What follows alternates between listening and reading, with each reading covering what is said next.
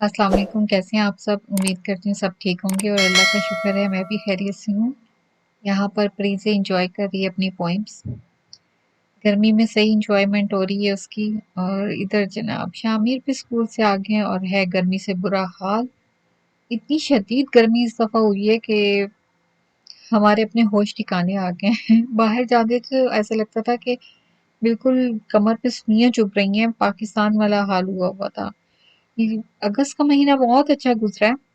और अब सितंबर में आके जब बच्चों के स्कूल ओपन हुए तो इतनी शदीद गर्मी हुई है ना कि शामिर आया और उसका रो रो के बुरा हाल था। मेरे पाँव बर्न हो रहे हैं, मुझे ये हो रहा है, मुझे वो हो रहा है। तो मुझे हंसी भी आ रही थी और देख के दुख भी हो रहा था। मैंने कहा पता नहीं आप शामिर आप कहते हो पाकिस्तान जाना है तो फिर पाकिस्तान की गर्मी आप कैसे बर्दाश्त करोगे। मैं वहां पे वॉक नहीं करूंगा, मैं वहां पे दिन में बाहर नहीं जाऊंगा। अभी तो हालांकि सिर्फ एक स्ट्रीट का फर्क है और इसका स्कूल है, थोड़ी सी वॉक है और इसका बुरा हाल हुआ हुआ था। मुझे बड़ी इसको देख के ना हंसी भी आई और दुख भी हुआ। और जनाब ये भी शुक्र था कि मैंने आज मीन्स शामिर का फेवरेट फूड बनाया हुआ था।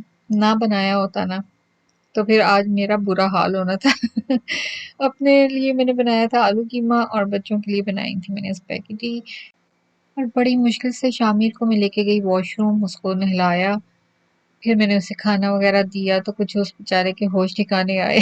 मैं परी को लेके गई ऊपर सुलाने तो ये मैडम ऊपर जाके अपना खेलने लग गई मजे से। इनको शायद नींद नहीं आई हुई थी। मैंने कहा चलें जी आप मौजे करें, खेलें। बॉटल को कभी खोल रही थी कभी बंद कर रही थी। ये अपने टॉयज से पता नहीं क्यों नहीं खेलती, इसको ऐसी ही चीजें चाहिए, कभी कोई चाबी चाहिए, कोई रिमोट चाहिए, मोबाइल चाहिए। मोबाइल देखती है और जब इसका दिल भर जाता है ना ये उठा के फेंक देती है। ये नहीं देखती कि किसी के सर में लग रहा है या जमीन पे जा रहा है। और माशाल्लाह से मेरा मोबाइल तो ये बिल्कुल तोड़ चुकी है। उसकी स्क्रीन तो फारिग हो गई है। अब तो उसको हाथ लगाते हुए भी डर लगता है कि कहीं वो हाथ में ही ना लग जाए उसकी स्क्रीन हमारे। इसलिए जनाब मैं अब बिल्कुल इसे छुपा छुपा के रखती हूँ और आजकल कोशिश कर रही हूँ कि कोई पुराना मोबाइल यूज करूँ या फिर सोच रही हूँ कि शायद कोई नया ले लूँ। उसके बाद बच्चों का दिल था बाहर आने को तो मैं शामिर से कह रही थी कि आपको तो गर्मी लग रही है तो आपने क्या करना है बाहर जाके। लेकिन बाहर ये था कि थोड़ी हवा चल रही थी तो मौसम बेहतर था और परी का बहुत दिल था बाहर खेलने को तो शामिर ने कहा चले मामा थोड़ी सी देर हम खेलते हैं। बच्चे शायद नहाए थे इसलिए भी उनको थोड़ी तबीयत सेट हो गई हुई थी। वरना तो अच्छी खासी गर्मी थी बाहर। चीजें भी शायद सारा दिन अंदर रहती है तो इसलिए तंग हो जाती है, उसको भी बाहर निकलने का मौका चाहिए। और अगर कोई बाहर निकले तो साथ शामिर को भी मौका चाहिए होता है बाहर निकलने का। उसे भी बहुत मजा आता है, वो इंजॉय करता है। जब से मैं यूके शिफ्ट हुई हूँ मैंने फर्स्ट टाइम देखा है कि इतनी शदीद गर्मी हुई है कि मुझे अपनी बैग पे चुभन महसूस होती थी जब मैं धूप में जाती थी। वरना इतनी गर्मी मैंने कभी नहीं देखी। और पाकिस्तान में शायद इसलिए नहीं फील होता था कि दिन में बहुत कम हम लोग बाहर जाते थे या वॉक ही नहीं करते थे दिन में। लेकिन यहाँ पर मैं 2 दिन बच्चों को लेने गई हूँ स्कूल तो मुझे लग पता गया। इवन के परी भी गाड़ी में बैठती थी तो रोती थी कि नहीं बैठना घर में चलो। थोड़ी देर के बाद मैं तो अंदर आ गई क्योंकि मुझसे धूप बर्दाश्त नहीं हो रही थी। फिर मैंने हिफ्सा से कहा कि आप इनके साथ बैठो और 5-10 मिनट के बाद अंदर ले आना क्योंकि गर्मी बहुत ज़्यादा हो रही है। फिर जनाब ये अंदर आ गए और अंदर आकर खेलना शुरू हो गए। मैं इनके लिए बनाने चली गई कुछ स्नैक। मैंने कहा चलें जी दूध सोडा बना दूं और कुछ नगेट्स बना दूं साथ। और ये तो हो नहीं सकता ना कि शामिर खा रहा और वो कोई पंगा ना ले कुछ खाते पीते हुए या गंद ना करे, ये नहीं हो सकता हमारे घर में। और जनाब यही हुआ, दूध पीते हुए पूरा गिलास कारपेट के ऊपर उलट गया।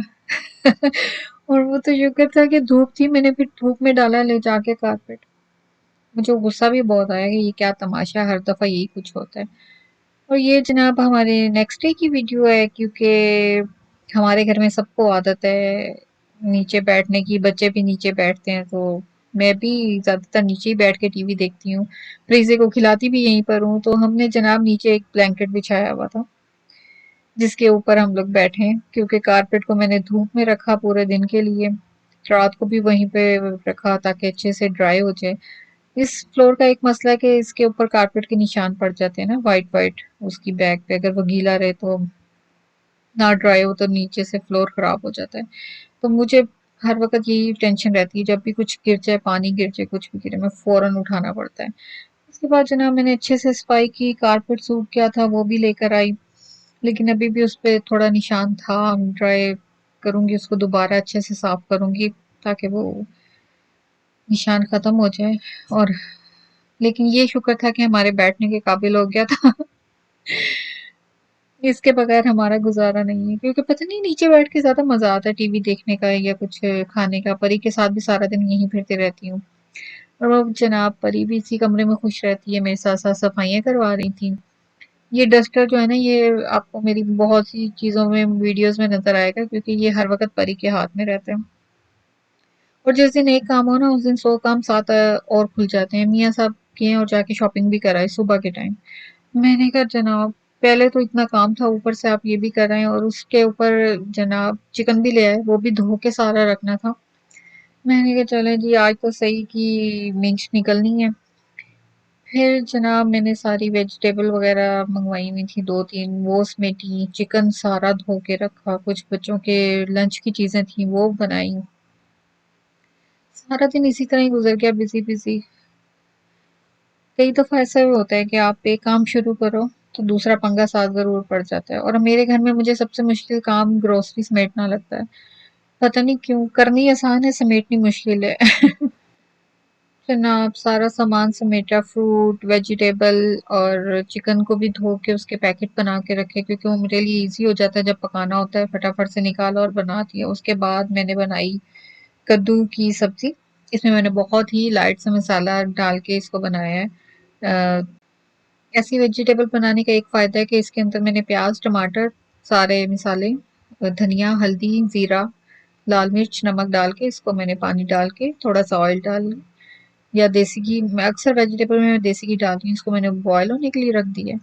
जब ये हल्की आँच पे पकती रही, मैं अपने काम-शाम निपटाती रही और उसके बाद जनाब इसको जब ये गल गई मैंने इसको मैश किया, भूना, इसका पानी खुश्क किया और जनाब कद्दू तैयार थे। ये ऐसी रेसिपीज़ ज़रा मुझे ईज़ी लगती हैं कि फटाफट बन जाती हैं और ये खाने भी सिर्फ़ मियाँ साहब ने थे उनको पसंद है, बाकी बच्चे तो बिल्कुल नहीं खाते, उनके लिए तो मैंने अलग से बनाया हुआ था खाना। इसी के साथ मेरे चैनल को सब्सक्राइब करें, मेरी वीडियो को लाइक करें, शेयर करें, मुझे इजाज़त दें, अपना बहुत ख़्याल रखें, अल्लाह हाफ़िज़।